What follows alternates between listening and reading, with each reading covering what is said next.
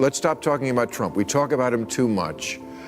We want to tell people what we're going to do for them. Yeah. Healthcare, environment, those kind of issues.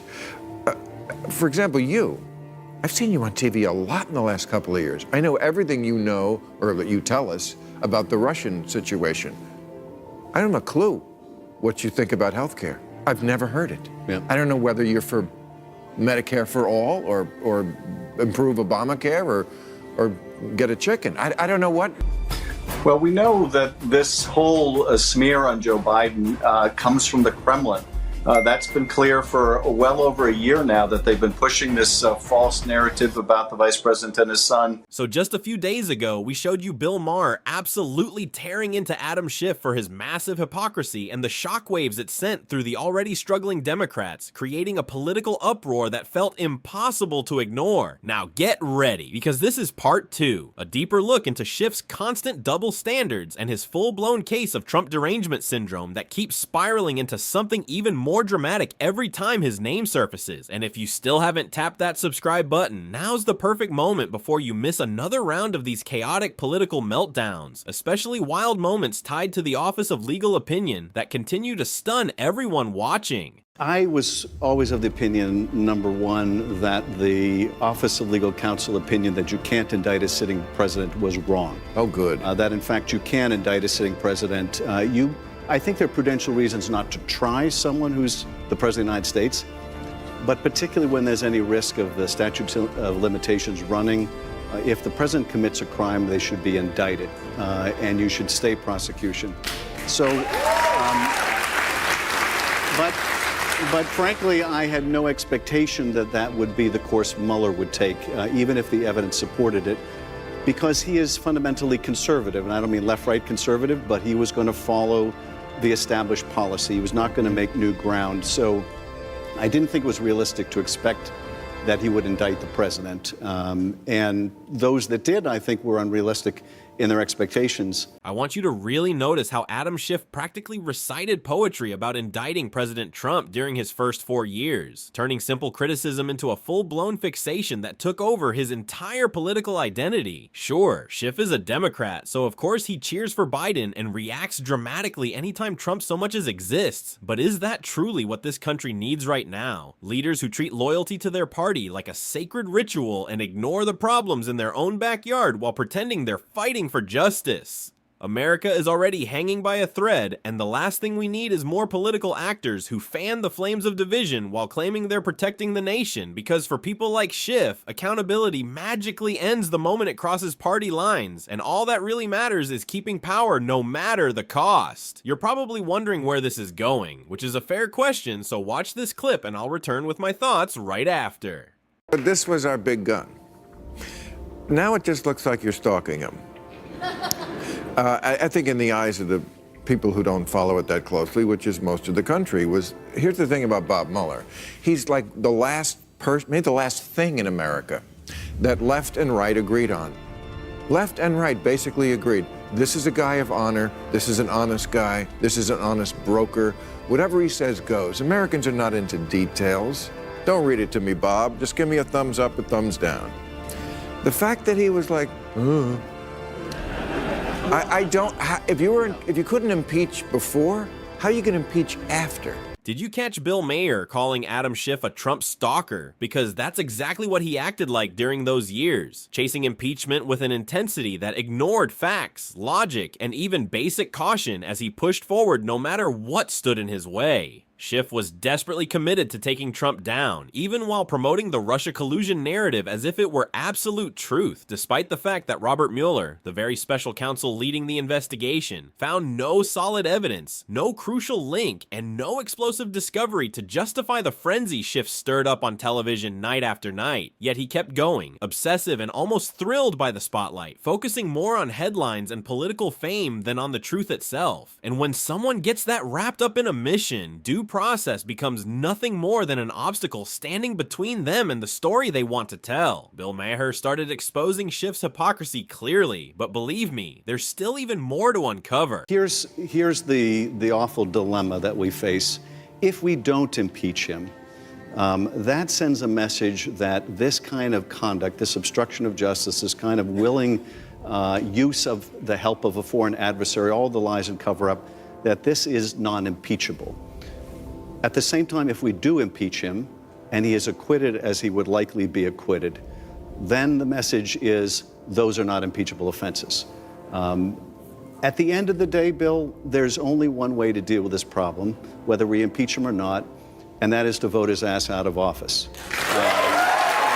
That's what Schiff has always been after. Not fairness, not truth, but removing Trump from office by any means he could manage and replacing him with the political figure he personally wanted in the White House, all while pretending it was about protecting democracy. When you look closely, it becomes painfully obvious that Schiff wasn't driven by any noble mission. He was laser focused on shifting power back to his party, treating the entire process like a strategic performance rather than a search for real accountability. And here's the revealing part. If he truly had solid proof, if his case against Trump was as strong as he constantly insisted, then why was he already predicting an acquittal before the trial even began, showing the mindset of someone who cared more about drama than facts? That's not the confidence of a man backed by evidence. That's the calculation of a political performer who knows the show matters more than the truth. Someone who plays to the cameras instead of honoring the Constitution, turning justice into a stage play built for headlines and applause from Team Blue. But this is exactly where Bill Maher steps in and drops the gauntlet with force. Let's stop talking about Trump. We talk about him too much. We want to tell people what we're going to do for them. Healthcare, environment, those kind of issues. For example, I've seen you on TV a lot in the last couple of years. I know everything you know, or that you tell us, about the Russian situation. I don't have a clue what you think about healthcare. I've never heard it. Yeah. I don't know whether you're for Medicare for all, or improve Obamacare, or get a chicken. I don't know what. Bill Maher is truly a master at exposing political hypocrisy, and he proved it once again with one sharp and surprisingly simple question that shredded Adam Schiff's entire narrative with almost surgical accuracy. For 7 long years, Schiff built his entire public image around attacking Trump, turning him into a political monster in every speech and acting as if Trump bad, Orange man scary was his only guiding principle, a message he repeated so often it practically became a slogan. But Maher cuts through all that noise and asks the one question no Democrat wants to face. If Trump is as terrible as Schiff says and voters choose to reject him, then why should they vote for the Democratic candidate? And even more importantly, what exactly is Schiff offering besides endless criticism? That's the devastating part. Schiff is known not for vision or leadership, but for attacking one rival with non-stop intensity. And when you strip that away, all that remains is a hollow partisan figure holding a microphone and little else. And just when Schiff spent years preaching about moral urgency, impeachment, and defending democracy, the Democrats were suddenly hit with their biggest scandal in over a decade. The Hunter Biden laptop story, which threw everything into chaos. Instantly, Schiff's righteous outrage disappeared as he rushed to defend Hunter, abandoning transparency in favor of attacking anyone who dared ask questions, even going after the laptop repairman who revealed the truth, showing how quickly his principles vanished when his own side was under fire. John Paul, we know that your life has been turned absolutely upside down because you were accused of spreading Russian disinformation. Tell us about the last few years and what led you to file this lawsuit. Good morning, Carly. Thanks for having me on the show. Well, the last couple of years have been pretty tough. It was pretty quick out of the gate that I was labeled a hacker.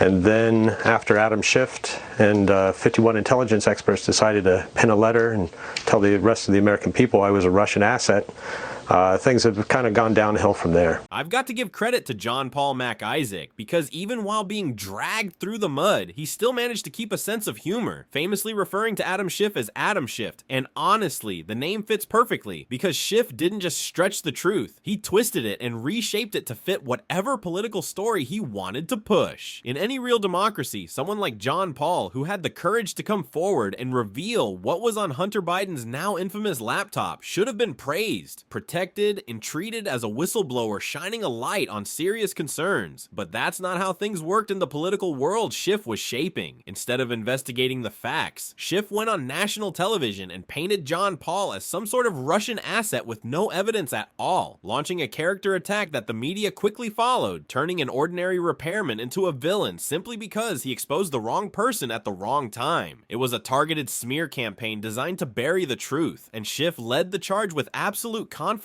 showing how far he was willing to go to protect his side. Well, we know that this whole smear on Joe Biden comes from the Kremlin. That's been clear for well over a year now, that they've been pushing this false narrative about the vice president and his son. With absolutely no proof to stand on, Adam Schiff confidently claimed that the Hunter Biden laptop story was nothing but Russian disinformation, offering no investigation, no verification, and not even the slightest attempt at due diligence, just bold accusations disguised as national security concerns. He went on national television and told the American people that the laptop was fake, that the entire story was fabricated, and that it was all being pushed by bad actors, mainly Rudy Giuliani, in a last-minute attempt to hurt Joe Biden before the election, painting the whole thing as a shady trick straight out of a foreign playbook. But the shocking part is that the laptop was real, the emails were real, and the troubling signs of corruption and questionable foreign dealings were real as well, meaning Schiff didn't just make a mistake, he misled the public on purpose to protect his party's favorite candidate. And now, instead of honesty or accountability, all we get is silence from the very people who once shouted the loudest, a silence that feels incredibly convenient given everything we now know. I want a group of people who are not ideologically captured by either side. I am tired of the extremes and the extremists who dominate the debate. They have the megaphone and we hear them more, but I don't think they represent what most people in the country talk about.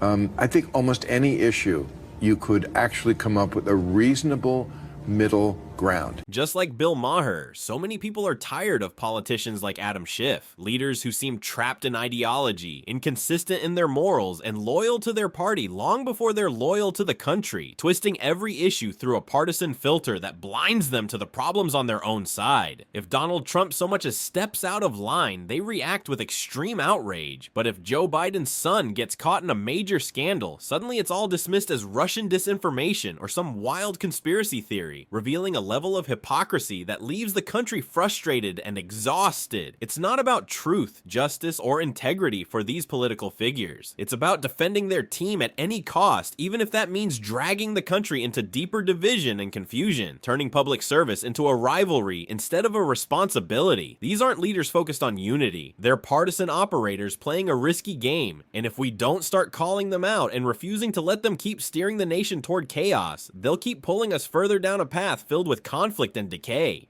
Let's live in the year we're living in. You know, the year 2024 is just very different. Very, like night and day different from 50 years ago, even probably 20 years ago. In the end, Adam Schiff represents everything that's broken in modern American politics. Layers of hypocrisy, constant double standards, and an unwavering loyalty to party over principle that has damaged public trust in ways that are hard to ignore. For years, he built his reputation by relentlessly attacking Trump, promoting narratives that lack solid evidence, and brushing off legitimate concerns like the Hunter Biden laptop scandal by insisting it was all Russian disinformation, even when the facts said otherwise. And when the truth began to surface, he didn't rethink anything or admit he was wrong. He doubled down, showing how deeply political survival outweighs honesty for people like him. And sadly, he's not the only one in Washington playing this dangerous game. Politicians on both sides treat politics like a sport where winning matters more than doing what's right, and keeping their team on top becomes more important than protecting the country they claim to serve, leaving Americans stuck with leaders who offer fear of the other side instead of real ideas. As Bill Maher pointed out, if fear is all they're offering, then what exactly are they giving the American people? And why should anyone settle for leaders with no vision beyond attacking opponents? It's time to stop accepting this empty performance and start demanding better, because if we keep following figures like Schiff, we'll keep sliding toward political disaster, and the country deserves far more than that.